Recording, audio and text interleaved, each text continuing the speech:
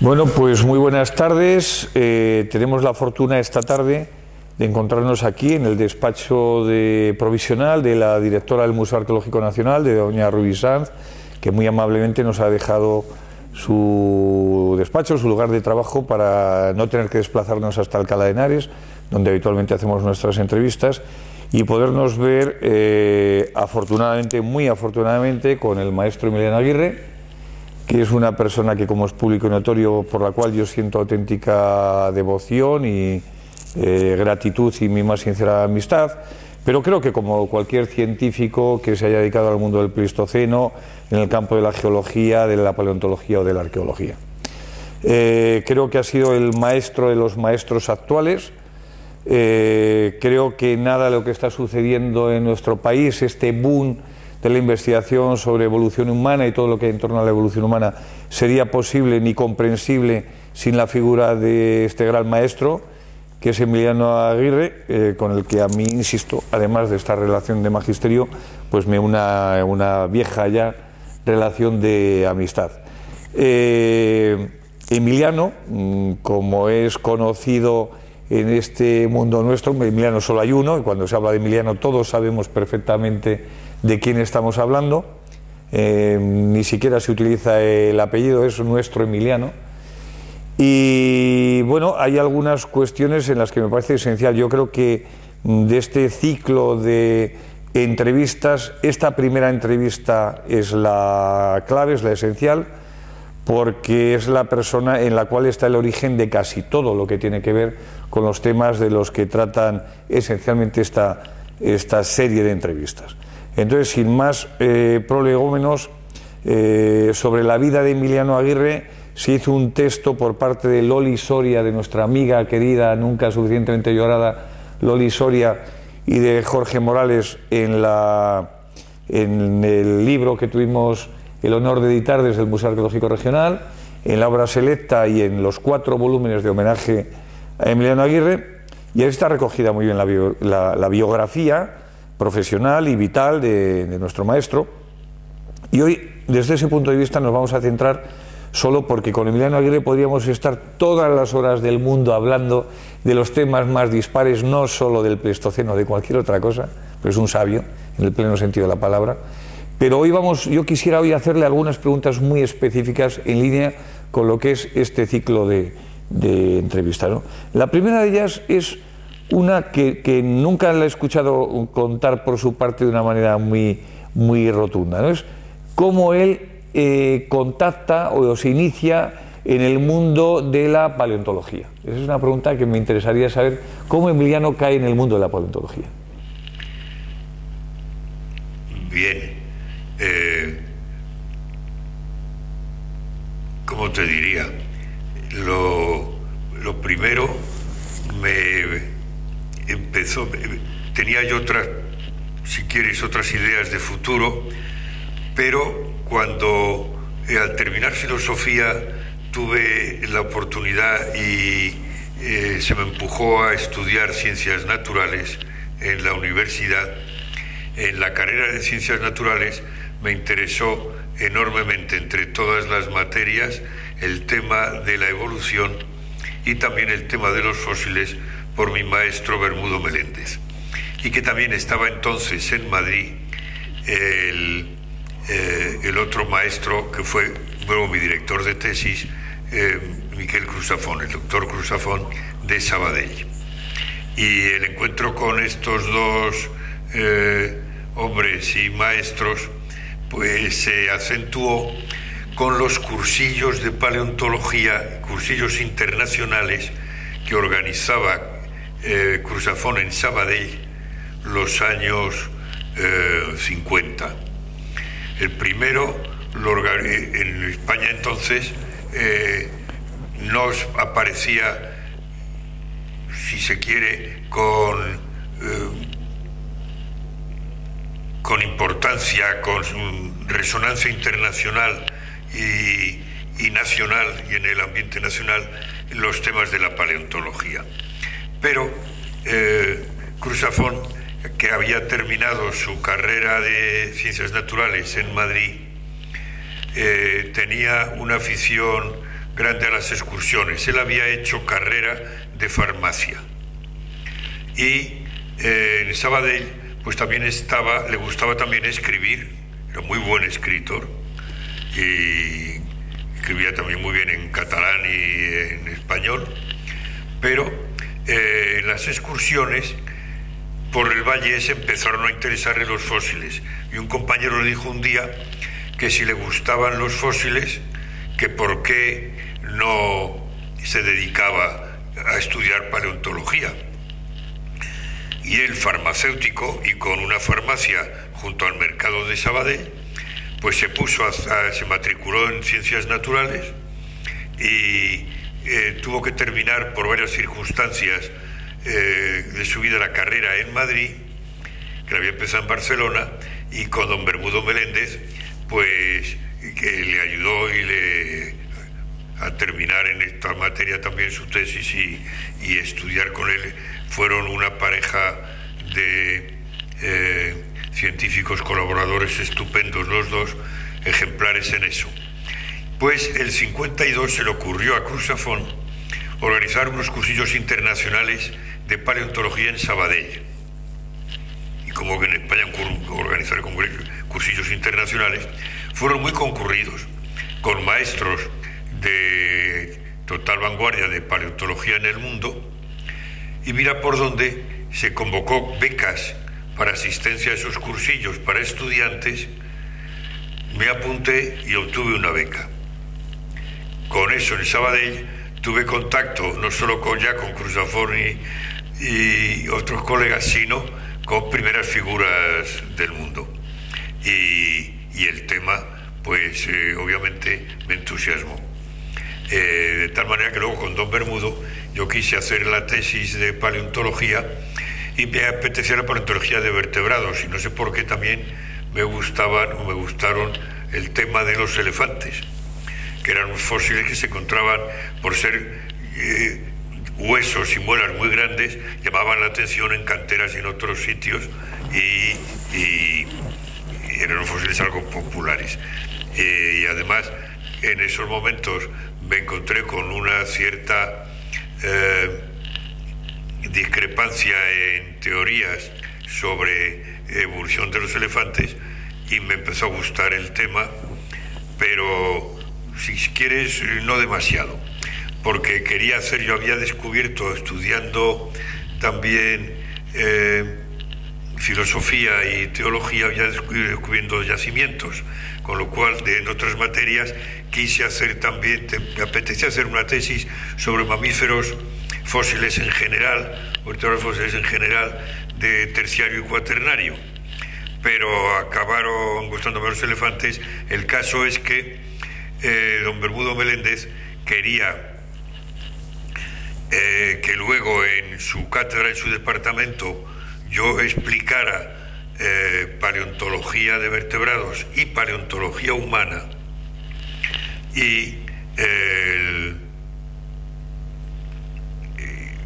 que fue luego mi práctica, mi primer contacto, mi primer profesorado en la universidad fue dando cursillos o cursos selectivos de esta materia, o electivos de esta materia. Pero para eso él no quiso ser mi director de tesis, sino que lo fuera Miguel Cruz Zafón. Total, que mis contactos con Cruz Zafón fueron grandes, y estuve en el segundo cursillo de paleontología internacional, de paleontología de Sabadell, el 54, el tercero en el 56, con eso, y luego terminando ya mis estudios, pues en los 60 hice la tesis por fin sobre elefantes con la dirección de Miguel Cruz Zafón. Y entusiasmado, claro, con ello me metí totalmente en paleontología y en paleontología humana, que entonces se hacía poquísimo en España, y había huecos, lagunas muy grandes, también incluso en la ciencia mundial, sobre paleontología humana, que en esos años progresaba, y en el tema, desde luego, de la evolución. Y digo una cosa, que por entonces también contacté en estos cursillos de paleontología humana, estos cursillos internacionales de paleontología de Sabadell, contacté con un buen y gran ecólogo. Y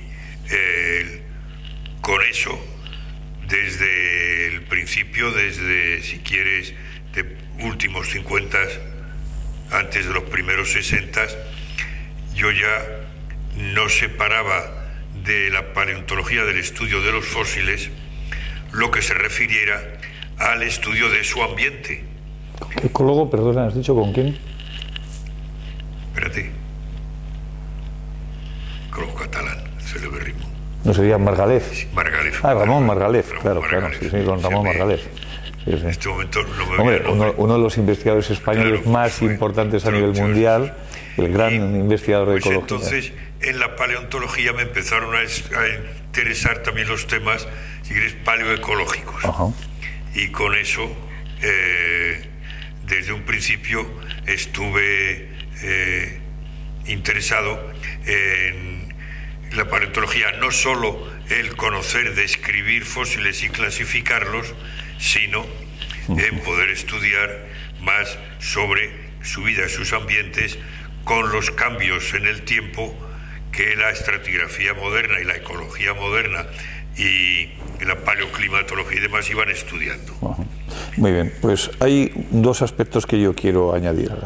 El primero es que algunas de las personas que nos vean, de nuestros videntes, no sé si sabrán que Emiliano Aguirre nace en el 25, nace exactamente el mismo año que dos buenos amigos suyos, que son Philip Tobias de Sudáfrica y Clark Howell. Y Clark Howell, recientemente fallecido, un buen amigo común también. Y precisamente el año en que se publica El Niño de Town, ¿no? Sí, señor, de manera que somos también gemelos del Niño de Town, El Niño de Town. de los australopitecos. Exactamente. ¿No? Y se publica y Dart define la especie, sí, sí. el género y la especie. Como los australopithecus africanos. africanos, sí, sí. Africanos. Bueno, pues sí, sí. También gemelos. Exactamente. Bien, y quisiera añadir otra cosa. Y es que con estos dos grandes maestros de los que ha hablado don Emiliano, que son don Bermudo y Miquel Crusafont, él publicó un libro muy, muy importante en la historia de España, que se llama La Evolución, en la Biblioteca de Autores Cristianos. He de decir que ese es el libro, junto con otro libro de Leakey que se llamaba Hacia el desvelamiento del origen del hombre, que más influyó en mi vida siendo niño. Y en ese libro, los capítulos de Evolución Humana los hiciste ya tú. Sí. Pero claro, ese libro es del 50 y tantos. No, es de 60. ¿La primera edición de qué año es? La primera creo que es del 66, 67. Tú ya habías leído la tesis, claro. La lees en el 60... Más o menos por el ahí, tiempo, quizá antes, sí. Por ahí se andaban. Y el libro, te cuento más, sobre la evolución, era después de que había habido un cursillo en España como por el centenario de la muerte de Darwin. Ajá. Y de haber colaborado en eso y de conversaciones. Cuando trabajaba yo en Sabadell, era huésped en su casa de Miquel Crusafont, y teníamos nuestras charlas, a veces por la tarde, oyendo, si no está de más, los tres, pero te puedo dar una idea, de conversaciones con Crusafont. Su Trinidad de la Tierra eran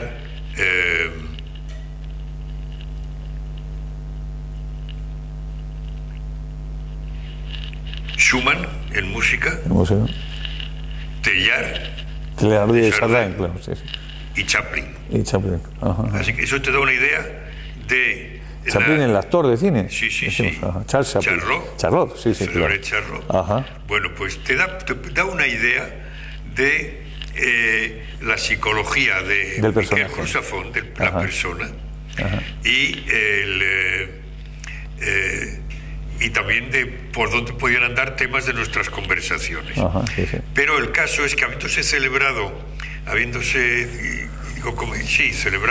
con comunicaciones y trabajos el centenario de la muerte de Darwin, y después de haberse celebrado también el aniversario de su nacimiento y tal,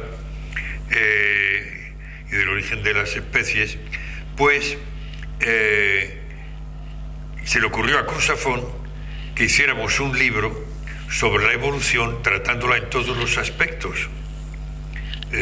La iniciativa fue de Cruzafón. La iniciativa fue de Cruzafón, y como la comunicó a mí en una de esas conversaciones en su casa, allí planteamos el libro, pero claro, con la idea de que cuando fuéramos a Madrid también de comunicárselo a don Bermudo Meléndez, y que el libro fuera compuesto por los tres, introducido por los tres. Sí, sí.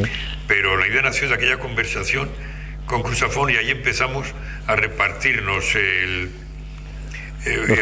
índice de buscar los autores, y todos los autores que pudimos encontrar se prestaron españoles, y no dudaron en colaborar. Me acuerdo de haber invitado yo a Carlos París y a Juan Comas. Y en cambio los franciscanos y jesuitas que colaboran en el libro en la parte de vista de teólogos y eso, fueron idea de Cruzafón. O sea que fueron invitaciones cruzadas. Hicimos y se compuso ese índice tan curioso que, según Dostoyevsky, es un libro único sobre evolución, y dice que solo se podía hacer tratar todos los aspectos de la evolución, desde físico-químicos hasta teológicos y escriturísticos, solo se podía hacer en España.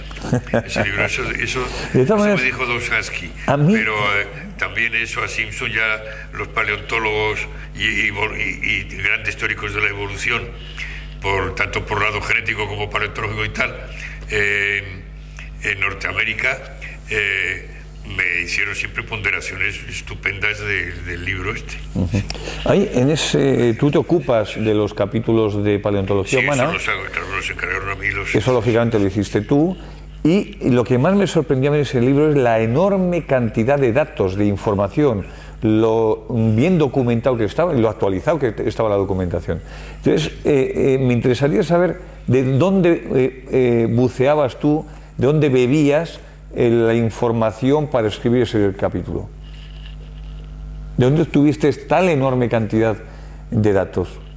¿Cuál era la biblioteca en la que te manejabas? No había internet, claro, hay mucha gente joven que nos esté viendo que le puede extrañar esta pregunta, pero es una entrevista muy importante, es una pregunta muy importante porque a todos los que nos hemos formado en momentos anteriores al planeta internet, una de las claves estaban nuestras bibliotecas de referencia, ¿no? Bueno, es que lo que pasa es que ya los cursillos de paleontología de Sabadell ya me pusieron en contacto con paleontólogos y paleontólogos humanos de primera. Y además, a partir de ahí, también empecé yo a participar en algunos congresos internacionales, y no tantos de antropología, cuanto, si quieres, podían ser de geología y ecología, también de cuaternario, etcétera. Y por ahí, pues, tuve contactos y tuve estar al día en libros, y también ver estas revistas especializadas internacionales. ¿Qué recibíais, ¿qué recibíais en el departamento? ¿Estabais suscritos en el departamento de paleontología?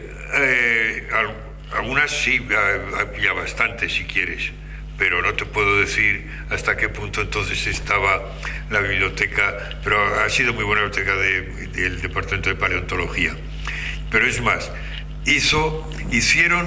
pasaron por Madrid, estando yo entonces, si quieres, trabajando en mi tesis, pero ya dando estos cursos optativos de paleontología, de cuaternario y paleontología humana, en la cátedra en el departamento de paleontología de la Complutense de Madrid. Pasaron por Madrid algunos científicos que me visitaron en el Museo de Ciencias Naturales, donde yo también hacía algunos trabajos, iba trabajando en mi tesis y otras cosas de estas. Pero, y por allí tuve contacto con algunos de los que han trabajado, y tú conocerás, ya que estás metido en lo de Old Dubai, Andrew Hill, claro, la Kate Behrens-Meyer. Claro. Bueno, pues yo iba conociendo a estos. Y Raymond Dart pasó un día también por el Museo de Ciencias Naturales, para agradecer porque a mí también se me ocurrió lo de la idea de los huesos, de los instrumentos de hueso en Torralba. Lo que se llama la industria osteodontoquerática. Bueno, pues eso, que fue rechazado en DART. Creo que también mis publicaciones en eso han sufrido más bien rechazo, pero yo pienso que es una cosa bastante bien fundada. El caso es que obtuve también una ayuda internacional para un viaje a Sudáfrica, y fue también pronto. Esa es una de las preguntas más importantes que te voy a hacer. Temprano en los 60s, y trabajé yo con DART y con... Pero eso me interesa mucho, muy especialmente. Es decir, la siguiente pregunta es justamente esta, es decir, que nos cuentes tus contactos con el mundo de la prehistoria africana. ¿Cómo se inicia? ¿Cuál es tu primer viaje a África? ¿Cuáles son tus primeros contactos? Ya nos has dicho que conoces, entiendo que a los primeros investigadores africanistas en Sabadell, entiendo, ¿no? No tanto, en Sabadell conocí más a europeos y norteamericanos. A los africanos los conocí en África. No decía africanos, sino africanistas. Africanistas, bueno, sí. Y africanos que trabajan, vamos, sí. Eso es. A Leakey, DART y eso, y pues los llegué a conocer posteriormente porque pedí una ayuda y la obtuve para estudiar paleontología humana en los yacimientos de Sudáfrica y de Olduvai. ¿En qué año? Más o menos. 66, yo creo 67, 68. Uh-huh. Fue sobre todo, lo pedí en 66, lo tuve para 67, 68. ¿Y qué tiempo estuviste allí? Bueno, algunas semanas. Y además quise hacer un proyecto, hice un proyecto de trabajo, de investigación, con un equipo español en África. Lo llegué a hacer con petrólogos vulcanólogos del Museo de Ciencias Naturales, con Fuster, porque me di cuenta de que la datación por volcanes era muy buena, y con esos también querían estudiar los del Valle del Rift y los de también, si quieres, el complejo vulcanológico de Johannesburgo, relacionado también con estos yacimientos de fósiles humanos o de homínidos, y el proyecto fue rechazado, fue uno de mis proyectos rechazados. La investigación por allí con el equipo era entre paleontólogos y petrólogos, lo que luego se ha hecho aquí en Alcolea, en el campo de Calatrava y en otros sitios, pero ese ya se llegó a hacer y está publicando, ¿sabes quién? Leandro Sequeiros. Ah, sí, claro. Sí. Bueno, entonces tú llegas a África, con ganas de eso, sí. Ajá. ¿Y cuáles fueron tus primeros contactos allí?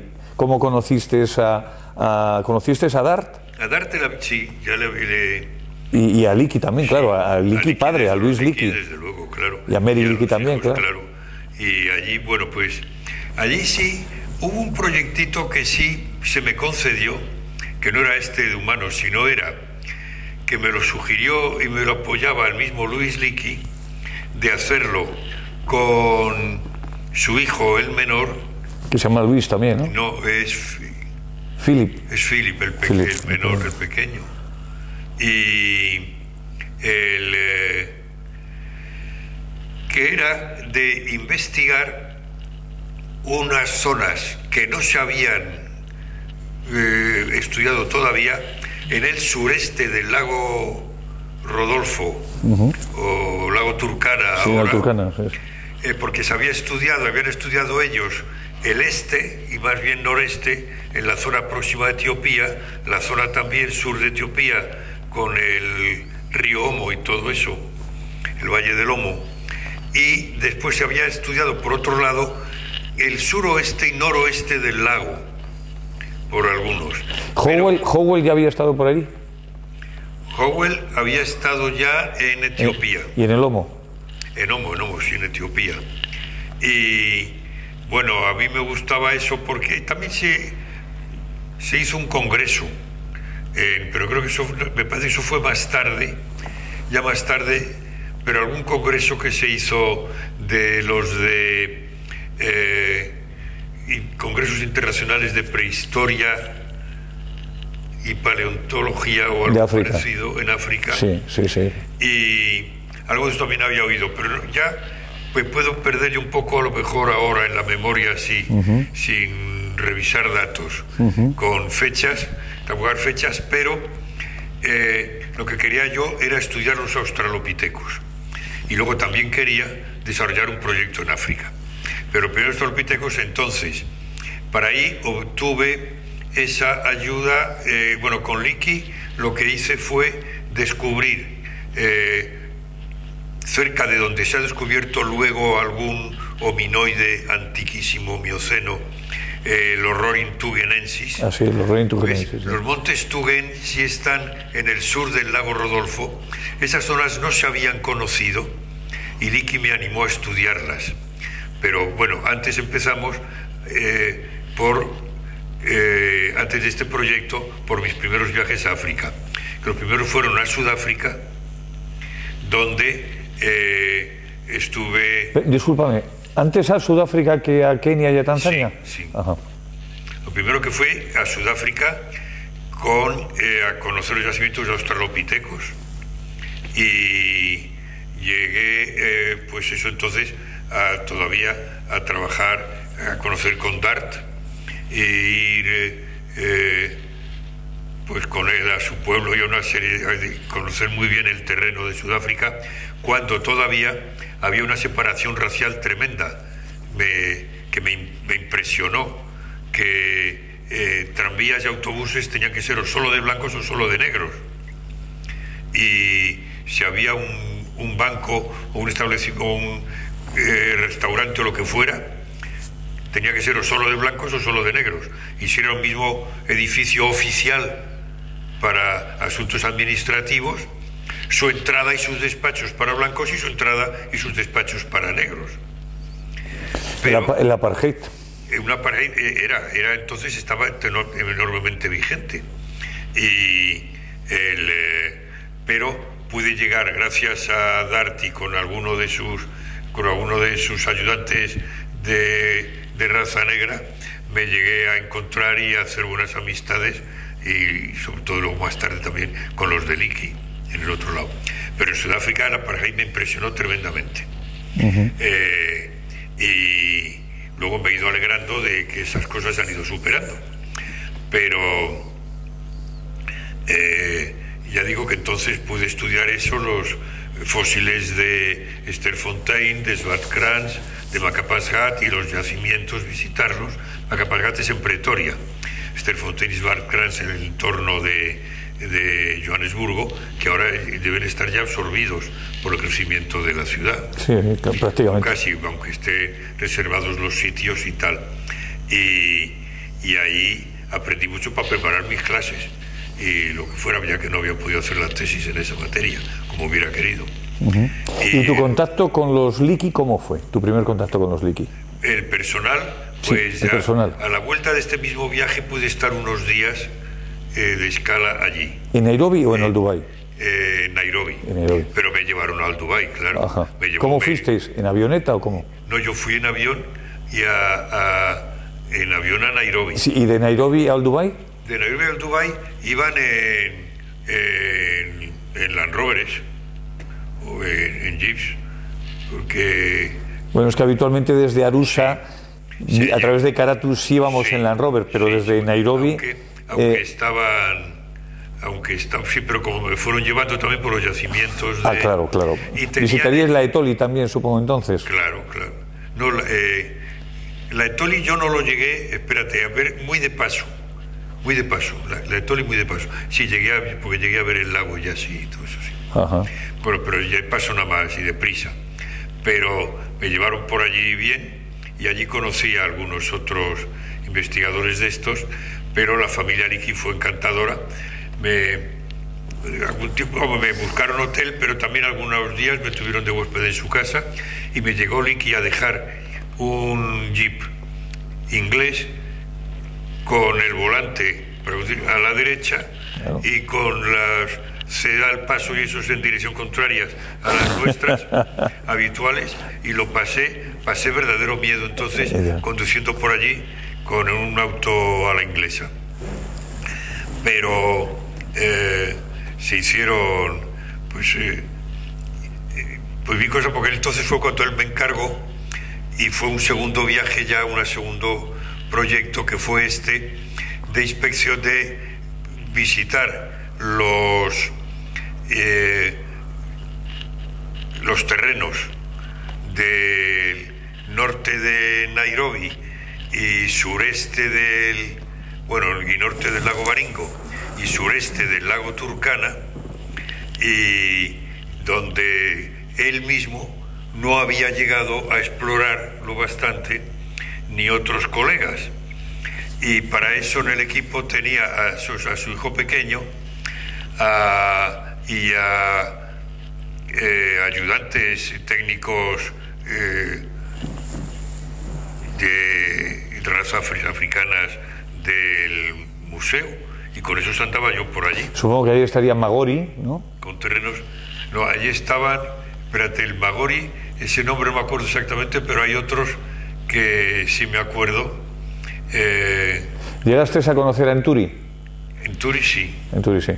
Ya te he comentado, y aprovecho para hacerlo público, que a la estación de investigación que vamos a presentar dentro de unos días, que estamos construyendo en Olduvai, se va a llamar Estación de Investigación Olduvai Aguirre Enturi, porque son los dos grandes investigadores que hemos tenido en España y en Tanzania. Enturi murió hace unos años, afortunadamente Aguirre tenemos para muchísimos años todavía, ¿no?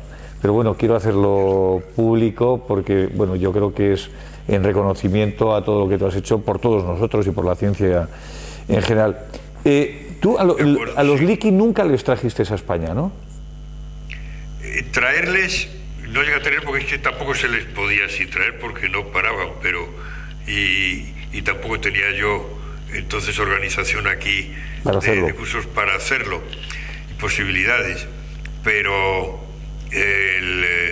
allí tenía mucho que aprender con ellos, y tenían, pues en Olduvai tenía Mary Leakey por allí una especie de tiendas o casetas de estas aquí, como casetas de jardín o de paisanos, donde se podía también dormir y comer y pasar unos cuantos días. Sabes que los Leakey han tenido dos campamentos distintos en la Garganta. Sí. El primero de ellos es donde estamos nosotros actualmente, y allí es donde se va a construir la estación de investigación Aguirre Enturi, y el segundo de los campamentos en el otro lado de la Garganta, donde el segundo campamento de Mary Leakey, ahí es donde está el equipo de Blumenschein y el equipo americano. ¿Cuál es el FLK? Bueno, el FLK es donde estamos nosotros. Claro. FLK Thing, donde apareció el Zinjanthropus boisei en el 59, es donde estamos interviniendo nosotros. Por los FLKs ahí es donde yo estoy un poco más, estuve yo también un poco más por allí. Pero bueno, sí recorrí aquello y aprendí un montón, y de aspectos humanos muchísimo. Otra cuestión, Clark Howell, ¿cómo llega a Torralba y a Ambrona? ¿Tú participaste, fuiste la persona, el español, que fue miembro de ese equipo internacional? Pero también estuvo Jean Pivetó, que también tenía relación contigo. Y me gustaría que me cuentes el origen de cómo se organizó inicialmente. A Pivetó lo conocí en los cursillos de Sabadell, y a Howell más tarde. Pero yo creo que yo debía estar por Estados Unidos el 64, y en algún congreso, una cosa así. Bueno, pero discúlpame, Howell ya está en el 63, en Torralba, creo. En Torralba, el 62, el 61 está. Eso es. Pues Howell es que vino por el museo porque él hizo el proyecto de Torralba y quiso venir allí por que el yacimiento de Torralba era muy conocido internacionalmente por varias razones. Una, no solo porque era un yacimiento en el que se había sacado muy bien y en abundancia fósiles de vertebrados y objetos arqueológicos y trazas de relación de unos y otros. Y se había estudiado interdisciplinarmente Torralba desde 1907 por el Marqués de Cerralbo, por Enrique Aguilera y Gamboa. Lo había estudiado con un método interdisciplinar estupendo que en España se suspendió después por la lucha por las subvenciones para mi departamento y como mucho para mi facultad, los permisos, y no se hablaba con los otros departamentos y con las otras facultades. Se trabajaba muy por separado. Pero el estudio interdisciplinar de Torralba fue magistral para los trabajos en estas materias internacionales, los trabajos de esta prehistoria arqueológica que se tiene que basar, y como ahora cada vez más usa los métodos experimentales, la arqueología moderna por método es más una ciencia que un humanismo basado en historia, en escritos o en lo que sea, o en testimonios. Usa la experiencia, no las citas históricas, la arqueología. Pero bueno, ya digo, Cerralbo hizo eso muy bien. El yacimiento fue muy conocido mundialmente, no solo por los hallazgos, sino por el método, interdisciplinar, muy bien hecho. Y cuando Howell se empezó a interesar por estos temas de arqueología fuera en África o en Europa o en otros sitios, conoció lo de Torralba y quiso volver. En algún viaje que vino por España, que viniera, pues lo quiso conocer y lo quiso reestudiar. Yo quise hacer la tesis doctoral al acabar la licenciatura, Ciencias Naturales, quise hacer mi tesis sobre Torralba y se lo pedí a don Francisco Hernández Pacheco, que me la dirigiera. Y me dijo que en Torralba ya estaba todo hecho y todo buscado y no había nada más que buscar. Y por aquello fue por lo que también, como lo de Granada no podía volver, no había subvención para seguir estudiando aquello, y don Bermudo quería seguirme, don Bermudo Meléndez quería seguirme metiendo en lo de la paleontología humana y tal y cuaternario, pues con todo eso, entonces es por lo que terminé por decidirme por los elefantes. Pero antes había querido hacerlo sobre Torralba y tuve ese fallo. Y mira por dónde cuando Howell viene por aquí, vino a raíz de un congreso que creo que hubo en Francia, por ahí es cuando visitó esto. Y estando él en el Museo de Ciencias Naturales, que buscaba a alguien que si él excavaba en Torralba se ocupase de los fósiles de mamíferos, pues entonces estaba yo, como te digo, como ni becario siquiera, sino como estudiante superior, pero... ¿Tú o estabas terminando la tesis? Estaba haciendo la tesis, no, empezándola. Por ahí era cuando empezaba yo la tesis, que en el museo me encontró un despacho, don Bermudo Meléndez, que es el secretario del museo, y sin subvención realmente y sin beca, me dio un sitito para ir estudiando y haciendo y trabajando y haciendo la tesis y ayudándole en el tema de los vertebrados del museo. Claro. Y de manera, pues por eso fue. Y allí es donde conocí a Howell, y entonces me dijo que si me encargaba yo de los fósiles que salieran por allí y que en el museo se los restaurara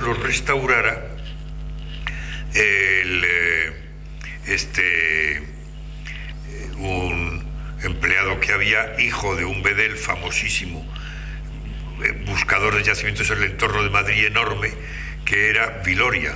Claro. El Viloria padre, ¿sabes la historia de los Viloria? Sí, los hermanos Viloria. No, y del padre. Ajá.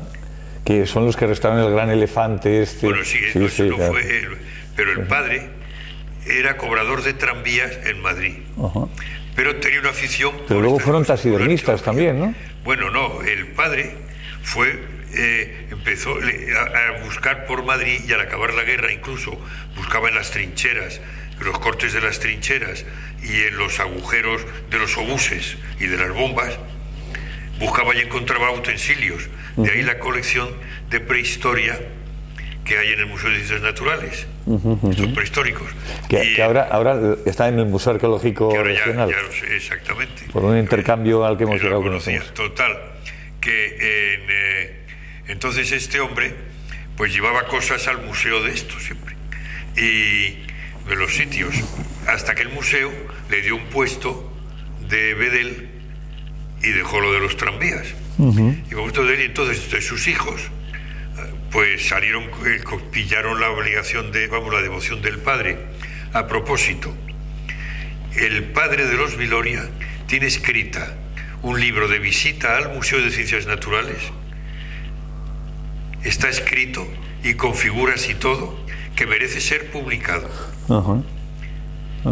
Si te parece, un día hablamos. Yo pienso que puedo encontrar todavía ese manuscrito. Sí, hombre, claro, tendríamos. Porque es un modelo de enseñanza, también de explicación de estas cosas de... Claro, tiene un interés museográfico.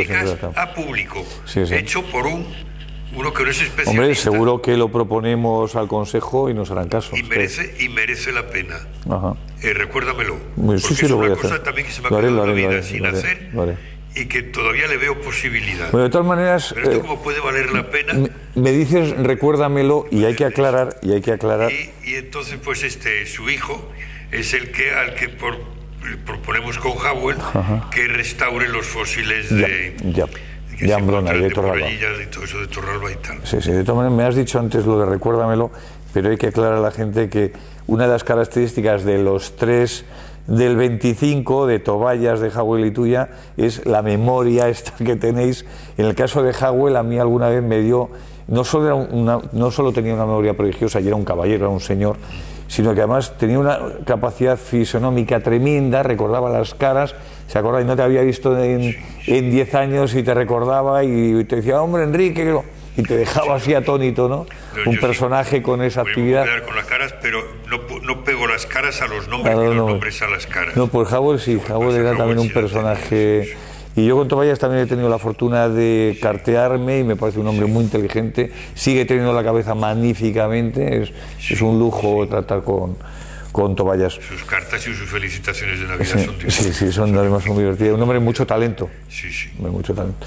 Bueno, pues vamos ahora a entrar en el último apartado de esta entrevista, pero que es el leitmotiv de realmente la misma, y que es el siguiente. Tiene que ver con la introducción de la... No vamos a hablar prácticamente de los inicios de Atapuerca, porque está archipublicado, y porque además yo, como sabes muy bien, maestro, pues soy un buen conocedor, porque lo viví en carne directísima y en primera persona de tu mano, ¿no? Y contigo. Pero... ¿Me dejas que te interrumpa? Sí, claro. Porque luego no va a entrar. Y fuiste la primera autoridad que visitó las excavaciones de Atapuerca cuando realmente empezaban, y me acuerdo que subiste el andamio de la Grandolina y algo más. Sí, me acuerdo se me cayó un parasol de unas gafas, y antes de que yo quisiera reaccionar tú ya estabas abajo, y yo dije, pero bueno, este hombre... sin gafas se puede caer del andamio, claro. No, pero no se me cayeron las gafas, se me cayeron los parasoles de las gafas.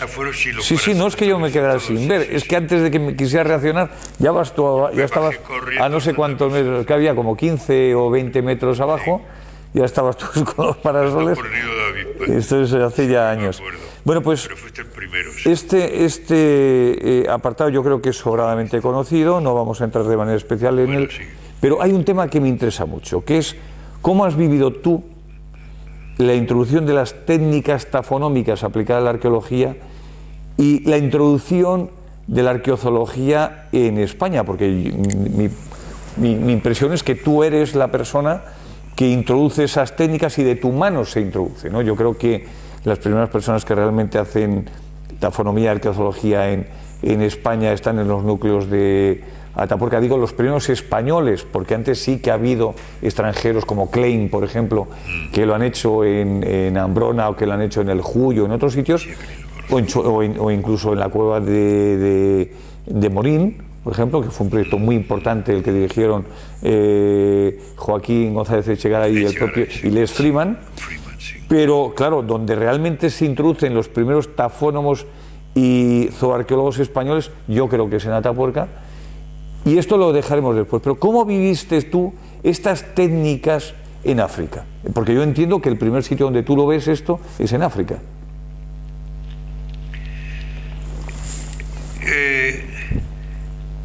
En parte sí. En África ya conocí a alguno que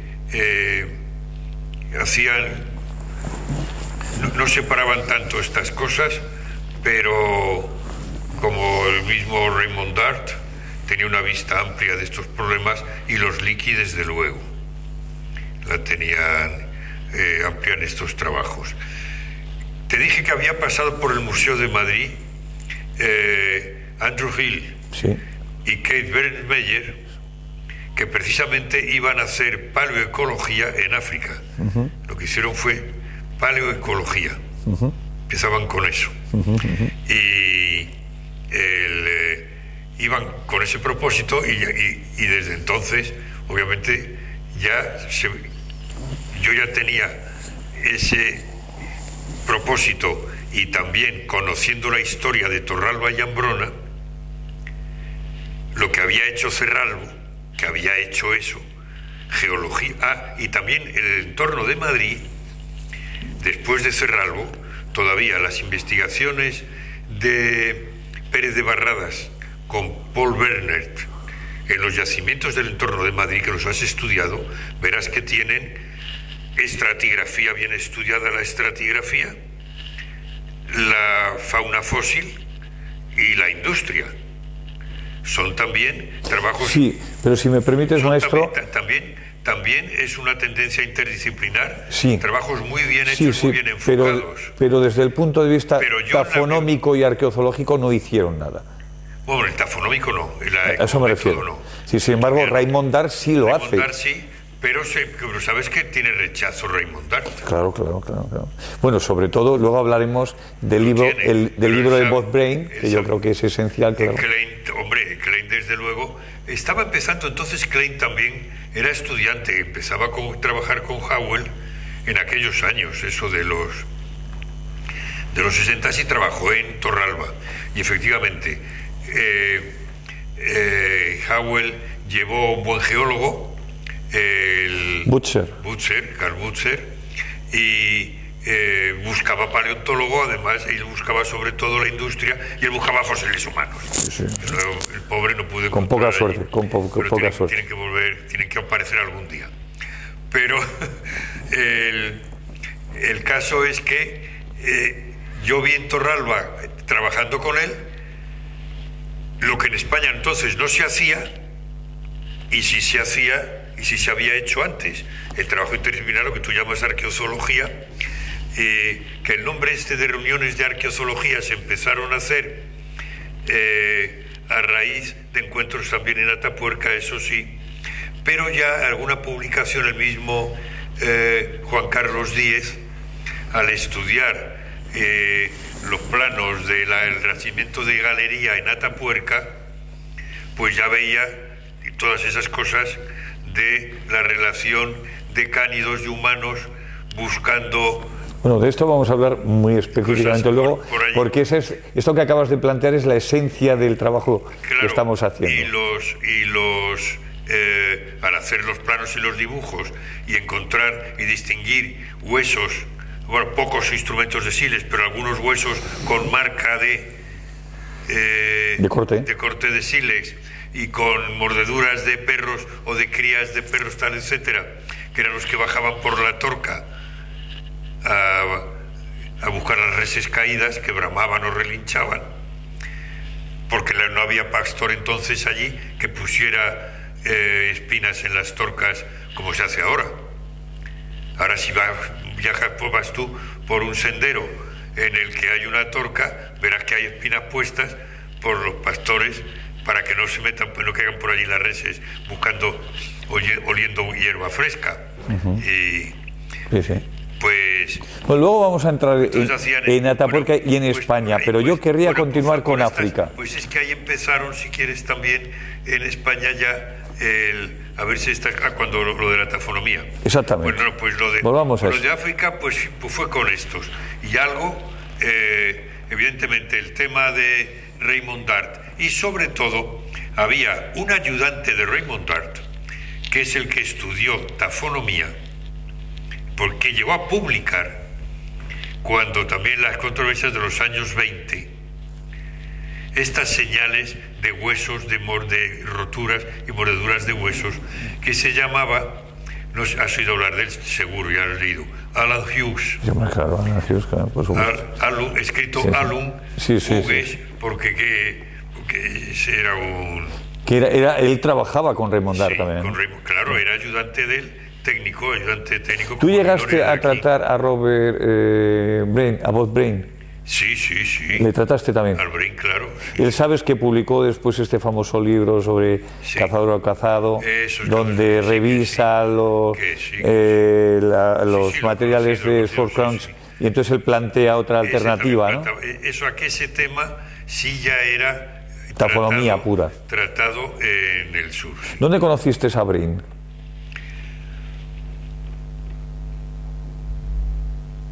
No recuerdo si fue en Sudáfrica mismo, sí. Probablemente, claro. Fue en Sudáfrica, sí. ¿Qué sería en Sudáfrica cuando...? Antes no creo en otro lado, pero así como a Dart lo había conocido en Madrid, o al revés, sí, no me acuerdo. ¿Cómo viviste las primeras publicaciones de Binford cuando, frente a la tesis tradicional del hombre de los primeros homínidos como grandes cazadores, verlos convertidos en carroñeros? ¿Cuál fue tu posición entonces? No digo ahora, digo entonces. Ahora, tu reacción. Entonces y ahora es la misma, es la de que hacer estos dualismos de cazadores y carroñeros, o como hace este célebre, entre evolución lenta y monótona o saltos. Estas teorías con oposiciones entre dos extremos pueden tener éxito a veces periodístico, mediático, de un periodismo así, ligero, y entonces las teorías reales, que son más complejas, no tienen ese éxito. Pues algo pasó con eso, con el Binford lo mismo. Y ya me di cuenta que entre la caza ya con arco a distancia del Paleolítico Superior aquí, y el carroñeo, que podía haber intermedios que eran aprovechar, y eso sabes que lo tengo publicado y varias veces, varios propósitos y en casos concretos, sobre todo en Atapuerca, perdón, volvemos a ello, como es lo del descenso el bajar una torca, porque si oye a un animal bramar caído y un animal moribundo, pues eso no es carroñeo propiamente dicho, sino es aprovechamiento. Es acceso secundario, ¿no? Sí, no es un uso intermedio ni caza. Y lo de también buscar presas donde hay muchas cuevas o cavidades con restos de industria y de fauna, muchas están, como te decía, por ejemplo, en desembocadura de un barranco, que es donde puede ser situaciones de esas, por tectónica de cordilleras, como en los Béticos y también en la cordillera ibérica. Hay muchos yacimientos con estas propiedades, y los puede haber en las cuevas del río Lobo, las cuevas en cabecera del río Lobo, y en el Rift, puede haber sitios en que el ganado, para buscar comida en un momento estacional, en lo que fuera, como estacional, pasen de un barranco a una cuenquecilla interior lacustre o lagunar, o de recodo de río, de meandro, que es donde se puede encontrar caza y individuos de una manada despistados, o que se les puede ayudar a despistarse todavía, pero se despistan fácilmente en esas circunstancias concretas de la manada, entre barranco o en paso de barranco, o entre barranco y apertura y tal, y hay pasos en que en eso se les pueden encontrar accidentados y no hace falta cazarlos. O con es una caza oportunista, digamos. Sí, que esa la aprenden de los perros el ser humano, estoy seguro de ello también, como lo de las torcas, lo aprende el ser humano de los perros, porque también vi una película tomada por avión de cómo los lobos pillaban presas de carneros en llanuras creo que era del oeste asiático, o entre Asia y Rusia, en que ves la manada que va andando y ves los zorros que la persiguen, o lobos que la persiguen, y al perseguir los lobos la manada no se atreven con ellos, porque les pueden los carneros también embestirles, está claro, pero la despistan un poco, la hacen moverse, y al moverse una manada haciendo heces, hay alguna cría que se despista, y esa la pillan. Bueno, pues eso lo hacen los félidos también en la sabana, ¿no? También. Esas técnicas de caza son muy frecuentes. Pues eso. Bueno, pues seguro que se aprendió de ahí un poco a conducir manadas, luego en el Neolítico es otra cosa. Pero es una manera que se puede haber practicado desde muy temprano en el Paleolítico. Como anécdota, contaré, Emiliano, que has hecho alusión al cañón del río Lobos. Yo he tenido la fortuna de recorrer aquellas más de 90 y tantas cuevas que hay en ese barranco, y en una de las cuevas, en la de San Bartolomé, publicó Obermayer en El Hombre Fósil una reseña, un comentario sobre un yacimiento musteriense que es Cabernet Braille, y un personaje que a ti siempre has admirado mucho, que es don Justo Juberías. Justo Juberías, que excavaron en un yacimiento musteriense, precisamente, y tú siempre me has hablado del papel de don Justo Juberías en el Paleolítico, y sobre todo en Torralba y en Ambrona, como ayudante de don Enrique de Aguilera y Gamboa, ¿no? Del Marqués de Cerralbo. De Cerralbo, sí. Muy bien. Y donde me gustaría, lo siento, que no se haya hecho un proyecto de excavación de esas cuevas a fondo, de revisión y ver, porque tiene que haber muchas cosas. Bueno, has hecho alusión a un alumno tuyo, pero eso queda que es Carlos Díez Fernández Lomana. Ha revisado esas cuevas y ha localizado bastantes yacimientos. Y vamos a Carlos, que es una persona esencial. El próximo día 21 y 22 nos vamos a entrevistar con él en Burgos, porque aunque es una persona muy joven, yo creo que la impresión que yo tengo, y te ruego que me corrijas, es que en nuestro país el primer tafónomo puro probablemente es Sisto.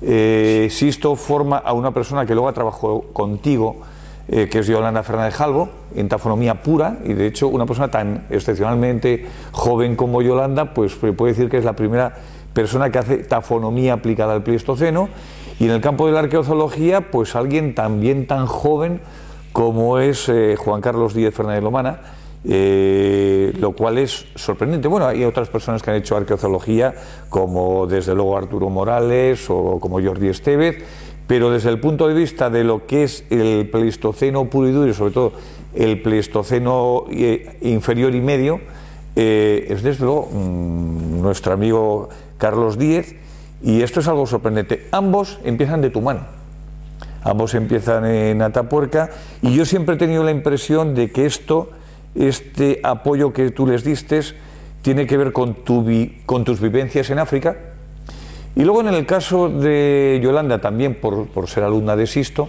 y en el caso de Carlos Díez, él era un gran admirador de Binford. Yo recuerdo, Carlos Díez es 2 promociones más tarde que yo. Aprovecho para comentar y que quede testimonio de que cuando yo me hice cargo del patrimonio arqueológico de Castilla y León, más que en Atapuerca, que a veces se ha creído en que yo tuve mucho olfato y por eso apoyé a Atapuerca, he de decir, quiero contar, que yo sobre todo apoyé a una figura como el Emiliano Aguirre, que entonces ya tenía un enorme prestigio, antes de Atapuerca tenía ya un gran prestigio, yo le conocía porque había sido el arqueólogo español, el paleontólogo español que había estado en mi tierra, en Ambrona y en Torralba, y también porque Carlos, que todavía era estudiante o acababa de terminar la carrera, venía a verme a Valladolid para pedirme el apoyo a vuestro equipo. Además, como anécdota diré que había muchas personas que pedían que yo represaliara a una persona como Eudald Carbonell, lo he contado muchas veces, por el hecho de ser catalán y comunista y hippie, y a mí me parecía que yo, que siempre he sido un convencido liberal en el sentido de que cada uno tiene derecho a ser lo que quiera ser, pues reivindiqué mucho el papel de Eudald y de hecho hice un trabajo a tu lado, de tu mano, extraordinario, y ahí están parte de los éxitos de tu equipo, ¿no? Pero yo quiero que revivamos esos primeros momentos en los que Atapuerca se tiene que empezar a leer de otra manera. Es decir, hasta en ese momento los yacimientos paleolíticos no se ha hecho arqueología, no se ha hecho tafonomía. Se estudia la industria, se estudia la fauna desde un punto de vista taxonómico y, si quieres, paleoambiental. Es decir, sí hay interdisciplinaridad o multidisciplinaridad, como queramos, pero no existe prácticamente arqueozoología. De hecho, hay que decir que en el caso de Ambrona, los equipos españoles, el primer tafónomo o arqueozoólogo, si quieres, es Paola Vila, que es la polémica que tienes contigo sobre estas primeras puntas de los proboscidios, que es una polémica muy interesante desde mi punto de vista y que a mí sobre todo me interesa muchísimo y me gusta muchísimo. Pero acabamos ahora mismo de presentar un paper sobre la revisión del elefante de Áridos II, que se había excavado en el 76 y que desde entonces realmente no se había hecho el estudio de las superficies corticales a la búsqueda de marcas de tanto de caza o de consumo o de fileteado o de descarnado, y a su vez de carroñeo, ¿no?, de consumo por parte de los carnívoros. Lo que intento decir, Emiliano, es que esta introducción de estas técnicas en nuestro país es muy reciente y llegan de tu mano, ¿no? Entonces sí me gustaría que intentes recordar cómo fueron esos primeros momentos donde entendéis que hay que mirar por la lupa los huesos. ¿Cómo lo viviste? Bueno, pues si quieres eso, desde mi participación en las excavaciones de Torralba de Howell, ya empecé a ver que había algo por ahí que ver, pero ya las técnicas concretas de las cortes y esas cosas en huesos lo empezaron a ver los jóvenes que trabajaban contigo en Atapuerca, pero empezaban a ver ellos antes que yo, claro. Pero promocionaba yo ese tipo de estudios, como también te diré que es que en Atapuerca, cuando empecé yo a hacer el proyecto, después de ver la trinchera y el porvenir que eso tenía, tú lo sabes muy bien que hubo colegas arqueólogos que quisieron participar, pero encontraba como en alguno de los directivos de esto de centros con autoridad en Burgos que se oponían al proyecto, o también por esto o a colaborar, porque seguían con la separación profunda y diametral entre paleontología y arqueología. Lo sé muy bien porque lo viví, claro, en primera persona, como sabes, ese tema. Y en cambio, pues ese año 76, después de mi primer borrador de proyecto, y yo creo que ya proyecto enviado a alguna autoridad, en Morella fui invitado a una reunión de arqueólogos en Morella y asistí Y allí conocí a Eudal y vi cómo trabajaba Eudal, y con esta mirada también amplia y sin meter divisiones. Y fue por eso por lo que entonces en el proyecto acabé metiendo a Eudal, porque además alguien que se quería quedar, porque el atacar al proyecto de Atapuerca por muchos era porque no lo veían muy claro, y otros quizá por quedarse con él, que alguno quiso dejarme sin Eudal y esas cosas, haciéndose autor para hacerse autor del proyecto. Bueno, yo sé de algunos nombres que se han dicho, y en algunos casos sé que eso es falso. Por ejemplo, yo sí sé que algunas personas de las que se han dicho que no apoyaron a Atapuerca para quedarse, me consta que es falso, porque hubieran podido estar contigo perfectamente. Hay una cosa que no he dicho, pero me explico. El que te digo no, el que estoy pensando ahora, bueno, es uno que se quiso quedar con los proyectos también de Cruzafón, etcétera. Sí. Era eso. Bueno, pues ya sabemos de lo que hablamos. Sí. Bueno, pues eso, aun con eso, el hecho es, deja esto aparte, vuelvo a lo de contacto con y empecé a ver también la tesis. Estuve en el tribunal de la tesis de Sisto. Ajá. ¿En qué año fue eso? Espérate. Más o menos. El 82 no pudo ser antes del 80. Pero en esos momentos, ¿no? Pudo ser antes de, quizá últimos 70.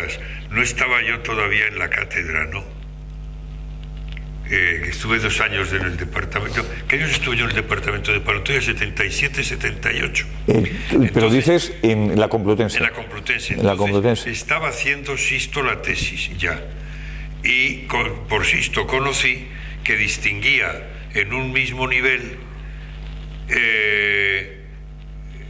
amonítidos de edades distintas, que se solían atribuir como mezcla extraña en un mismo nivel, y Sisto distinguía que algunos eran de ese nivel y otros procedían por arrastre, reelaborados de edades anteriores, y ese era su tema de tesis. Es decir, que a ti la figura de Sisto te influye también en esto. Ahí fue por donde entró Sisto en tafonomía. Ajá. Y ahí yo vi por tafonomía y vi que también podía ocurrir lo mismo en sitios de vertebrados. Ajá. Y eso fue uno de mis, si quieres, introducción verdaderamente histórica en ya esto como técnicas y como disciplina a distinguir, estudiando bien el valor que podía tener estudiar las alteraciones de fósiles. En mi tiempo, hasta mi tiempo, los fósiles que eran fragmentos solo, inclasificables, se desechaban. Los fósiles, eso es, por ser fragmentarios y por las alteraciones que sufrían. Y yo ya vi también estudiando materia de Torralba y otros, que había alteraciones diferentes según los arrastres y según que hubieran estado como en piedras. Yo vi piedras talladas que no eran piedras talladas, cantos rodados, pero con superficies arrasadas y que se unían con diedros o triedros muy notables. Y eso lo encontré en cantos de terraza, no tallados por humanos, sino por el viento eólico, en zonas desérticas, tanto de África como algunas también en cuencas de Duero y de Tajo. He recogido cantos con superficies clarísimas, pero es por vientos dominantes que, arrastrando arena, los vientos las lo eolizan. Sí, cantos eolizados. Sí. Eso lo distinguí y recogí, pues muy cerca también de Alcalá de Henares, en terrazas de por allí mismo. Terrazas de por allí, de Ganzo y eso, he recogido cantos así. Hay un aspecto que has tratado. Y entonces eso vi que en los fósiles, hacía útiles recoger los fragmentos fósiles. Y Cruzafón se oponía en excavaciones de fósiles a practicar el método arqueológico de la cuadrícula y del detalle, del dibujo y todo, y foto y de el entorno y demás. Y eso yo lo empecé a practicar antes ya de Atapuerca, pero lo practiqué en Atapuerca, pero el Cruzafón no entendía, no llegaba, eso no llegó a comprender que la excavación por el método arqueológico era útil en paleontología, sacaba provecho de fósiles alterados, sea en la superficie por erosión, sea por arrastres o por lo que sea, o eólica, o por mordiscos y demás. Y entonces yo ya por ahí empecé a apreciar... ¿Eso cuándo? ¿Dónde en concreto? ¿En qué yacimiento? Pues te digo, ¿en cuáles? ¿Qué había? ¿Cuál concreto? Pues son los que yo entonces buscaba de qué sé yo, o de los vallensienses de Segovia o de Granada, los mismos de Granada. Yo ya vi cosas en los mismos de Granada. De todas maneras, yo creo... Perdona, de otros que me decían, ¿y para qué recoges esos fósiles? Ya en Granada, en los 50, sí, yo recogía fragmentos y fósiles alterados en Arenas del Rey, en Láchar y por ahí. Sí, pero yo creo que eso tiene una explicación. Yo creo que de alguna manera tú eres el primer arqueopaleontólogo español, porque has hecho alusión a cómo hasta muy bien entrados los años 70 en España seguían diversificándose, diferenciándose entre la paleontología y la arqueología. Y yo creo que tú eres el primero que voluntariamente, y no porque te lo imponga nadie, trabajas con arqueólogos, en el caso de Eudald, pero ya antes hay que recordar que tú habías trabajado en las Gándaras de Budiño. Sí. Es decir, que tú habías excavado yacimientos con industria lítica, y antes en Ambrona incluso, y en Torralba, pero bueno, y allí lo hacías con arqueólogos, pero tú habías liderado las propias excavaciones de las Gándaras de Budiño. Es un proyecto que lideras tú. Sí, pero también está un poco en esa línea, porque te digo, la historia y luego, como sabes, pues me han reunido los equipos de estos de los de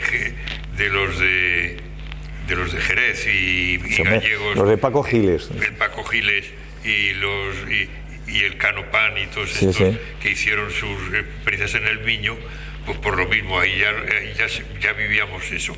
Pero las Gándaras de Budiño, cuando empezamos, era porque en Galicia faltan fósiles de vertebrados de mamíferos, porque la acidez de los terrenos se los come y no hay fósiles y lo extraño era que un arqueólogo aficionado buenísimo, pero profesor, de que era Álvarez Blázquez, sí, claro. José María. Sí, José María. Darío era el cardiólogo de mi padre, y José María Álvarez Blázquez, amigo de mi padre, y por él conocí lo de las Gándaras de Budiño. ¿En qué año trabajaste en las Gándaras?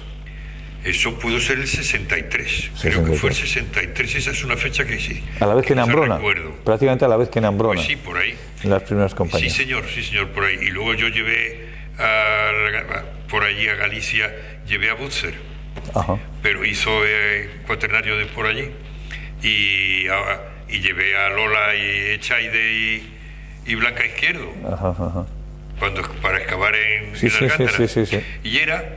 Pues allí es donde con los cantos esos vimos que había fósiles de mamíferos. Y dije, aquí pasa algo por esto, sí. Y de allí también empezamos con esas reuniones de arqueopaleontólogos, si quieres. Sí. Y atendiendo a estas circunstancias de alteración de los fósiles, conservación de los fósiles. Y todo eso nos podía indicar el medio en el que estos fósiles vivían y hacernos un cuadro completo de la vida en aquella época, del paisaje y de la vida en las épocas de los niveles que excavábamos. Y eso hay un aspecto que... Por ahí se despertó ya esto. Hay un aspecto de tu personalidad y de tu obra que quisiera destacar. Bueno, tú eres muy reconocido como investigador, como científico, también en lo que has hecho en el campo de la difusión. Bueno, pues yo que siento verdadera admiración por tu trabajo como científico, no sé si no siento todavía más admiración por tu trabajo como maestro y como formador de equipos y por la escuela. Es decir, hay una escuela, se habla de la escuela de Atapuerca, yo creo que es la escuela de Emiliano Aguirre. Y que es más que Atapuerca, hay muchos alumnos tuyos que no están todos en Atapuerca, que están en otros muchos yacimientos, algunos muy importantes, no diré que tanto más que Atapuerca, pero muy importantes, ¿no? Yo creo que hubo un aspecto de tu personalidad que ha sido esencial a la hora de crear escuela, y que lo voy a decir ya para que lo sepa mucha gente, ¿no?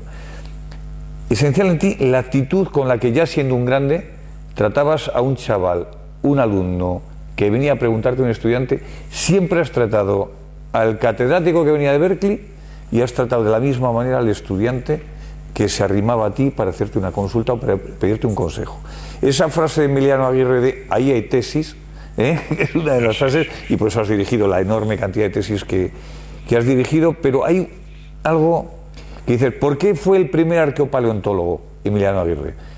Por una actitud de admitir la diferencia de opinión y por entender que todo lo que te puedan ofrecer te enriquece. Y yo creo que yo, que he bebido mucho en las fuentes de Emiliano Aguirre y que me siento un discípulo en el sentido socrático del término, es porque he tenido muchos maestros, afortunadamente, tú has conocido a muchos de ellos, como don Martín Almagro, el padre. Pues yo creo que hay una esencia en tu manera de actuar con los discípulos, y es admitir que ellos también tuvieran sus líneas de pensamiento. ¿No? Has tenido esa grandeza de decir, bueno, Yolanda, Juan Carlos, los jóvenes empezaban a hacer sus trabajos, pero yo he vivido, como siempre contaron, no solo con tu actitud de dejarles hacer lo que tenían que hacer, sino con tu apoyo, con tu respaldo. Y yo siempre he visto ese trabajo que tenías con los jóvenes, ese trabajo del maestro realmente que tiene un contacto permanente, diario, que no marca distancias con los alumnos, que en el campo es uno más, que está en los yacimientos, que se llena de tierra, que se mancha, porque es un hombre de campo, es un hombre de acción, como has sido tú toda la vida. Y de verdad que yo creo, Emiliano, para terminar esta entrevista, que eres una referencia y eres un modelo. Desde luego a muchos de nosotros, yo ahora mismo, como sabes, trabajo con Juan Luis Arzuaga en Pinilla del Valle, que es uno de tus alumnos, por supuesto, de los discípulos más importantes, o con Manuel Domínguez en Olduvai. Manuel Domínguez, cuando empezó a trabajar en África, una de las primeras personas a las que pidió consejo y apoyo fue también a don Emiliano Aguirre, Y Manuel Domínguez, en las noches que pasamos en Olduvai, en África, pues hablamos de todo lo divino y lo humano, y me comenta esos primeros contactos contigo, lo importante que fue sus primeros contactos en el Museo Nacional de Ciencias Naturales. Tú mismo le pediste a Jorge Morales que se ocupara, y Jorge Morales a su vez a Luis Alcalá y a Loli Soria, que por eso comenzaron trabajando también en el Natron. Y esa actitud tuya de apoyo a todo el mundo que se arrimaba a Emiliano Aguirre siempre ha encontrado estímulo, consejo y ayuda. Bueno, pero eso ha sido... Yo sé que eso lo ponderan y lo ponderáis, pero me pidieron algunos arqueólogos y arqueólogas que trabajaban en el Museo de Ciencias Naturales, y algunos por otro lado, algunas veces me pidieron a mí unos consejos tal, y he dirigido tesis, como sabes, sí, también de arqueólogos, claro. Pero eso no es grandeza, sino que tengo una convicción desde siempre que el ser humano es quizá el único animal que aprende de sus hijos, de sus discípulos, de sus coetáneos, pero también de las generaciones que vienen detrás, de las generaciones de menores. Podemos aprender de ellos, estoy seguro, y no sé si esto lo he aprendido yo de mi familia o de, quizás sí, la primera vez me venga de allí, pero los animales aprenden solo de sus progenitores, y algunos solo por herencia genética, porque ni conocen a sus progenitores, sino que luego hacen su vida de larvas y eso, nacen en la primavera después de que sus padres han muerto, y eso es genético. Pero el ser humano, yo he visto por profesores míos, quizá algún profesor mío y de mi familia, que podemos aprender de los discípulos. Sin duda. Y de los hijos. y eso lo he tenido claro, y con los discípulos he tratado siempre, pues, como seres próximos y no como unos condenados a repetir al pie de la letra lo que yo les digo o cosas de ese tipo. Y desde luego en Atapuerca eso lo he visto enormemente, porque hay que ver las cosas nuevas, lo que han introducido de novedad en estas estudios, estas disciplinas, y a partir de ahí se han hecho las reuniones de geoarqueología y de zooarqueología, etcétera, y de paleoarqueología, que yo creo que no hay que decirlo, pero es seguro. Y el tesis, lo de Yolanda, claro, ya he aprendido muchísimo ella, de ideas también que tiene este Peter Andrews, y han hecho experiencias para sacar, interpretar, identificar rapaces por... En Agrópilas, a través de la gestión, sí, y la gestión de la regurgitación de los huesos.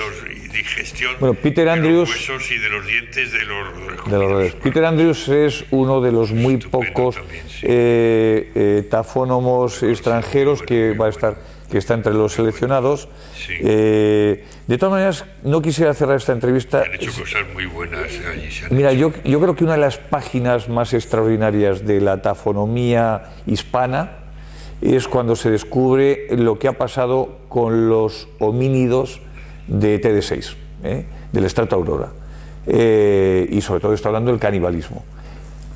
¿Cómo viviste tú aquello? Tú en ese momento ya te habías retirado de la dirección de Atapuerca, pero sigues absolutamente activo. ¿Y cuál es tu opinión respecto del asunto del canibalismo? Tú me has leído el pensamiento, porque estabas tú diciendo que terminábamos y yo seguía en la mente con que eso ahí nos habíamos quedado sin terminar de hablar de eso, de entre la caza y el carroñeo y demás. Y tenía yo idea ahora, cuando dijeras tú que hemos terminado, de volver al TD6. Pues muy bien. Al estrato Aurora.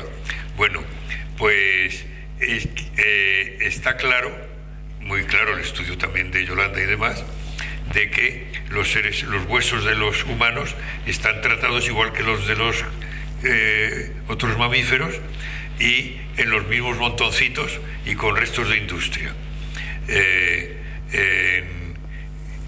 En ese nivel, y que hayan podido tener el mismo tratamiento, y le vino a ella la hipótesis del canibalismo, y luego comprobado por trazas de cortes, etcétera, etcétera. De ahí hay una, no sé si tiene, aquí no lo tienes porque este no es tu despacho, alguna publicación en que hay una mandíbula humana, de las primeras que se encontraron en el TD6, en la calicata de Eudal, que tiene las dos muelas primeras, primera y segunda, y la tercera muela.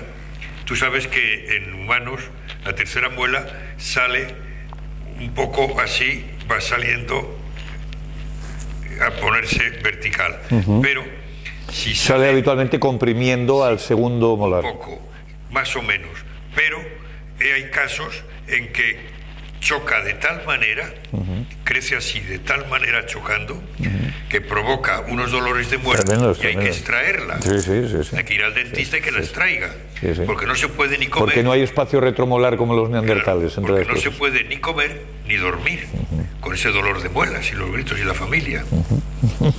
Pues una muela hay así, con el tercer molar así, en un fragmento de mandíbula del TD6, que se le ha hecho poco caso y se le ha estudiado poco, pero yo lo tengo comentado en más de una publicación. Esa criatura gritaría, lloraría tanto y no podría comer ni dormir, que en la familia podrían haber hecho lo que habían hecho con otros, que era, si los ha atacado un tigre, si se han accidentado, se han caído y han eso, pues antes de que se mueran, pero también, es decir, si se mueren, se quedan en casa, pero si no, antes de que se mueran se les ayuda a morir, una eutanasia.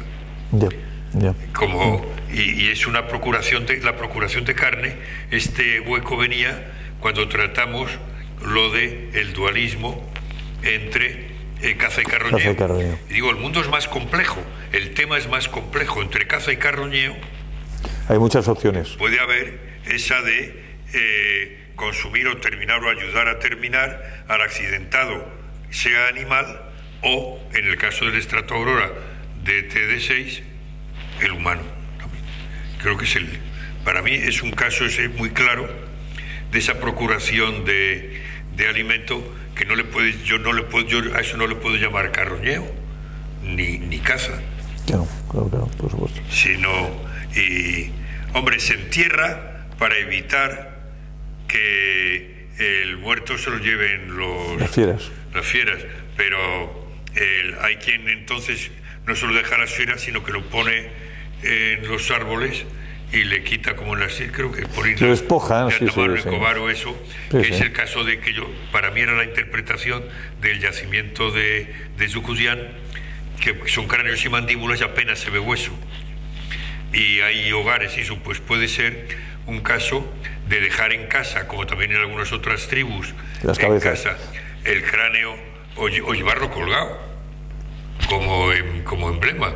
Se lleva la mandíbula del difunto o eso. Hay tribus recientes en las que hay todos esos casos de dejar por lo menos la cabeza y la mandíbula del muerto en casa y que no se la lleve, o se le dejan que se lo lleven en todo caso las aves, pero no los carroñeros de tierra, porque en las aves se les da un papel angélico en muchas culturas. Bueno, en el mundo celtibérico sobre todo, como sabes. Claro, muchas. La exposición de cadáveres a los buitres es algo que está muy bien documentado, sobre todo en Numancia. Pero y hay casos modernos, en tribus modernas de Nueva Guinea. Bueno, y en la India. En Nueva Guinea, en Margaret Mead, no recuerdo la cita y no la tengo tomada. Sí.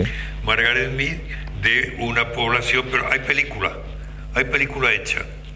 Margaret Mead y Nueva Guinea, si buscas por ordenador tiene que haber película en la que hay una tribu todavía actual o reciente que los niños enfermos o tal se los mata y se lo comen en casa las madres, no los padres, pero sí las madres. Y luego las madres resulta que tienen unos defectos y dificultades de andar como las vacas locas. Así por ingerir sus propios... Quizá por ingerir, exactamente, en la India lo que yo sí he visto es que varios reportajes en los cuales a los cadáveres les dan incluso unos cortes para favorecer que los buitres los consuman. Y los consumen en media hora, se comen. Y entonces es muy curioso porque al lado del cementerio tienen un espacio amurallado donde los buitres se suben allí y están esperando a que llegue el familiar, le dé unos cortes. Y yo vi un reportaje, vi un documental y realmente es muy fuerte. ¿Eso dónde? En la India. En la India, ¿ves?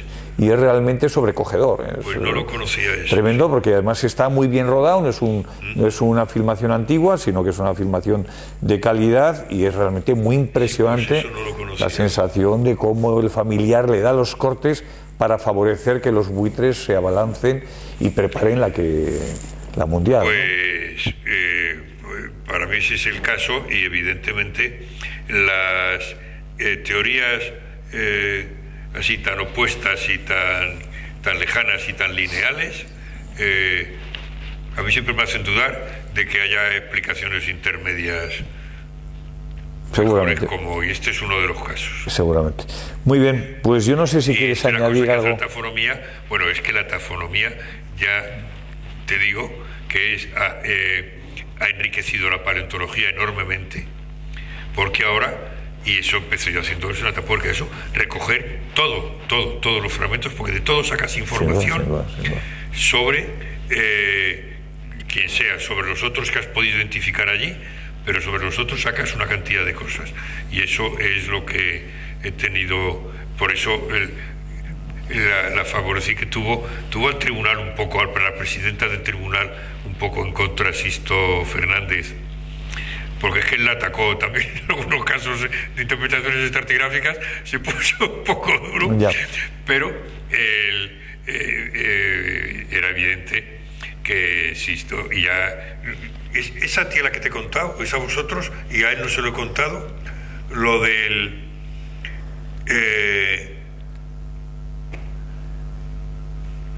espérate. Sí, en un congreso de geología que se celebró por los años 70 o 80, Congreso Internacional de Geología. No recuerdo la fecha, pero si hace falta, la quieres para eso, recordármelo, que lo busque en bibliografía.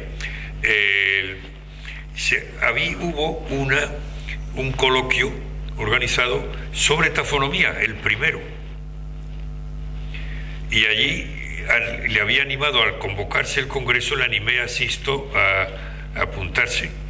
Ajá. Ahí, pero bueno, total, estuvo allí. Y al terminar la sesión, al que dirigía el coloquio, y se ve que lo había propuesto un alemán, no me acuerdo ahora el nombre tampoco, le dije... ¿Se celebró dónde, perdona? En Canadá. En Canadá, ajá. Y, espérate, no sé si fue en Canadá, no fue en Toronto, fue en Canadá, ajá, pero lo busco. Bueno, ajá, pues allí al alemán, al salir, le pregunto, ¿qué le ha parecido la intervención de Sisto? Y me dice, bueno, las cosas todavía no van por ahí, es decir, que se había adelantado Sisto por la manía también de Sisto, que tiene también Eudal, de crear vocablos, sí, de enriquecer el vocabulario. ajá. Hay algunos que lo anulan, pero pues, la supresión del verbo hacer y todo como lo dicen, se realiza. Ya, Dicen, pues sí, esta tarde realiza mal tiempo, sí. por no decir hacer. Sí. Mal tiempo, qué barbaridad.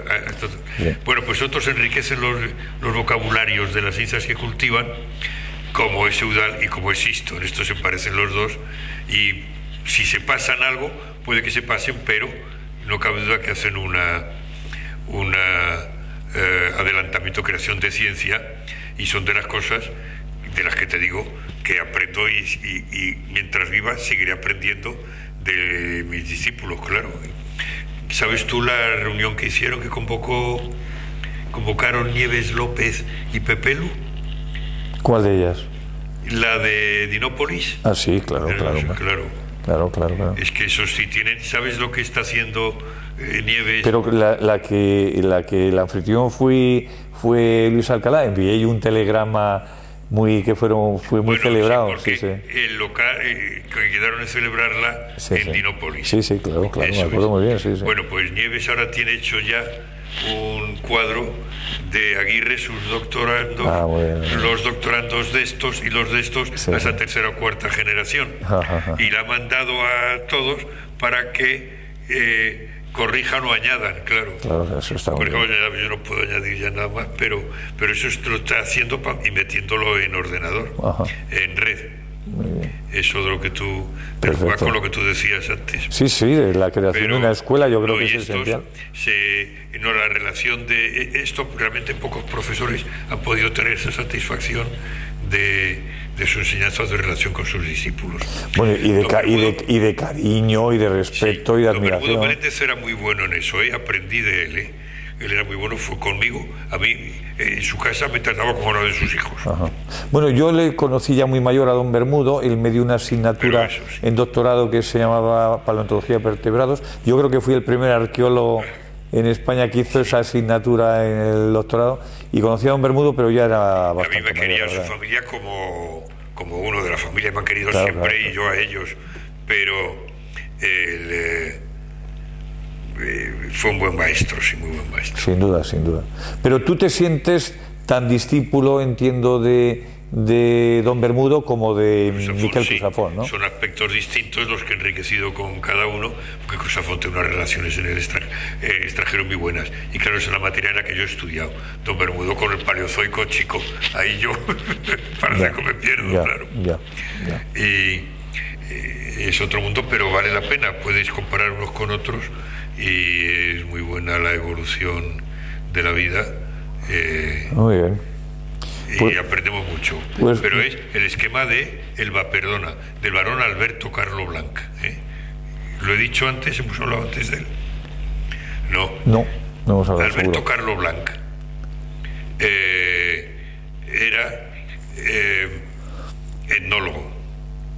Bueno, su padre había sido embajador en Roma, embajador de Roma, embajador de Italia, en España y entre otros países.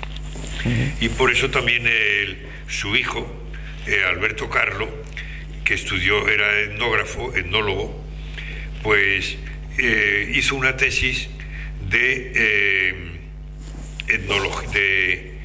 etnolisis, es decir, cómo se distingue una sociología o una cultura racial en otras, bueno, una cultura racial o tribal o lo que sea. Pues dice que, claro, tienden a diferenciarse algunos grupos en comportamiento, y si llega un momento en que, o por conflicto entre unas tribus y otras, o con el ambiente, o provocada o alimentadas las diferencias genéticas o lo que sea, por dificultades ambientales, es cuando se pueden ir separando hasta que la crisis termina, porque unos perecen y es otro el que sale. Y decía que en culturas, cuando una cultura prevalece por una tranquilidad ambiental y las otras son marginales, cuando hay una catástrofe, entonces puede la que ha estado mandando o imperando no se adapta, y una de las marginales sí se adapta, y entonces perece esta y sale la otra. Es también la oposición a la evolución lineal o brusca. Y bueno, pues cuando conmigo hacía la tesis dirigida por Cruzafón en Sabadell, Jaime Trullols, el paleontólogo Jaime Trullols, hace una aplicación estadística a las diferencias que encuentran en la dentadura de carnívoros, que era el tema más, los animales más preferidos estudiados por Cruzafón y por él, en su tesis, y encuentra que al hacer análisis estadístico entre ordenadas y abscisas, la evolución encuentra que las diferencias van así, y aparte de abrirse, pero evolucionan más rápido hasta que terminan en una asíntota, como una parábola, el extremo de parábola, y ahí, ¡pum!, viene la crisis y viene otra evolución, hay una que prevalece y vuelve otra vez a pronunciarse la parábola, y entonces ni brusca ni igual, como pretendía el Gould, sino que es más complejo. Y al exponer esto él y conocer estas publicaciones de Trullols, Val Blanc, por eso viene a Sabadell y ahí lo expone, su teoría de la etnolisis, ve que se aplica hasta en la evolución biológica, y entonces termina por hacerla mundial o universal y llamarla cosmolisis, que los cambios en el mundo, en la Tierra, vienen de diversificación, de diferentes adaptaciones a crisis ambientales, y cuando la crisis es máxima, esto explota y sale la otra y se repiten estas cosas, como ha ocurrido desde el Pérmico con los reptiles y dinosaurios y tal, hasta el Cretácico. En el Cretácico la otra, y la que vete a saber si vino. Y eso viene a aplicarse a la evolución en gran escala. Hay, Emiliano, un aspecto que se no llama hemos... cosmolisis. Espérate, y de eso, Sí. como ves tú, no lo conocías. No Porque conocía. es que no sé por qué no se repiten, no se conocen estas cosas, se repiten las que tienen éxito mediático, claro, y estas otras se desconocen. Pero puede que haya algo de esto en el libro de la evolución de la vaca. Tiene que haber algo. Y si no, a Sabadell se piden las comunicaciones, que no sé dónde las tengo yo, quizás allá estén en un cajón de mudanza de un otro sitio del que me han mandado en el museo, de los cursillos de Sabadell. Ajá. Pero yo creo que hay algo de ello en el libro de la evolución de la vaca. Ajá, ajá. Hay una cuestión que no quisiera dejar de tocar, aunque sea tangencialmente, y yo sé que tú tuviste un papel muy importante en el asunto de los fósiles del sidrón, que yo sé que Javier Fortea en un momento determinado te llamó a ti precisamente y tú hablaste a su vez con Antonio Rosas. Antonio Rosas sí se lo dejé a él. Sí. Exactamente, esos. Como sabes, los fósiles del sidrón, que yo creo que es un hallazgo espectacular, sí, de todas, pues están dando mucho que hablar desde el punto de vista tafonómico, es decir, como sabes, hay marcas, parece que muy claras, de corte y de descarnado que nos hablan de canibalismo clarísimo, y además están dando mucha información paleogenética, ¿no? Es decir, ¿cuál es tu opinión sobre este conjunto de fósiles? Pues eso. Del sidrón. De cuál es el origen de su agrupamiento, de su... Sí, no, tu valoración en general, eso, pero tu valoración en general. A eso no llego porque no voy a entrar en eso, pero pues es esa, que era un conjunto con un origen extraño, que no tenía por qué ser, como tampoco es en la cima de los huesos, un enterramiento ritual, sino que hay una muerte, son muertes muy próximas y que luego han sufrido cierto arrastre dentro de la cueva. Pero había una agrupación, una cierta unidad entre ellos, que no sé cuál era. Se refiere a la misma población, es una misma población, ¿no? Seguro que son de una misma población. Eso está claro. Pero no una población entera o un grupo tribal entero refugiado como el de allá, pero hay alguna causa cultural de su agrupación. Pero me parece muy bien que se investigase lo de los cortes y si se encuentran que hay una forma de canibalismo neandertal, ¿por qué no? Sí. Puede haber. Muy bien, pues maestro, no sé si tú quieres añadir algún otro aspecto para cerrar esta conversación. Yo, como tengo la fortuna de hablar muchas veces contigo siempre que puedo... Si se me acuerdo de algo, pues te lo digo. Muy bien. De algo que se me haya pasado, pero que te pueda interesar. Pues muy bien. Pero no, valía la pena y está claro el valor de la tafonomía, clarísimo. Y de esta investigación multidisciplinar y estas reuniones multidisciplinares en estas materias, está clarísimo. Sí, hay algo que se me ha pasado un momento por la mente que me he olvidado de mencionar y que creo que debería mencionar. Si no me viene en este momento, si se me ha vuelto a ir, además de estas personas que intervienen especialmente en estas materias, hay una que debería mencionar y ya vendrá, cuando has sacado tú lo del sidrón. ¿Qué habíamos dicho antes de cuándo ha salido lo del sidrón? Estábamos hablando de la electrolisis de esta... de Blanc. De Blanc. De lo de Alberto Blanc, sí. La cosmolisis. Eso, la cosmolisis. Cosmolisis. Pues era por ahí alguna persona que ha tenido relación con esto, y no sé si también concretamente con algún aspecto de tafonomía, que se me ha ido. No, ha habido algunas personas jóvenes. Hombre, no, han trabajado en esto. Tim Bromwich, ese valía también trabajó en algún aspecto de esto, también joven, pasó por España y fue a África y ha trabajado y ha colaborado, no sé si es con Yolanda o con alguno de estos. Pero vale, bueno.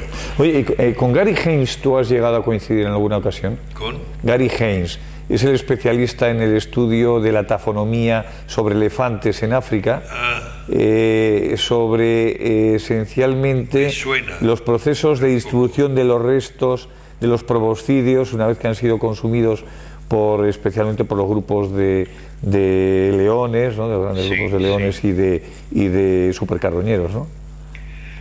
Pues como yo he tenido esa misma idea, a lo mejor he leído en algún sitio, he podido leer. ¿Cómo se escribe el Haynes, el apellido? Haynes. Heinz. Gary Heinz. Es profesor en la Universidad de Reno. ¿De? Reno. Y en la monografía que hicimos sobre Ambrone y Torralba, pues escribió un paper sobre esto. Pero es que hace yo algún tiempo que no trato ya estos temas, sino porque Atapuerca ya pues se le come a uno. Se le come todas. Muy bien, pues sin más asuntos que tratar, como se suele decir, no sin agradecerte una vez más tu colaboración y tu magisterio. A ver si yo me acuerdo del personaje. Y nos lo comenta. Entonces, eso es lo que sea. Bueno, muy bien, pues muchas gracias.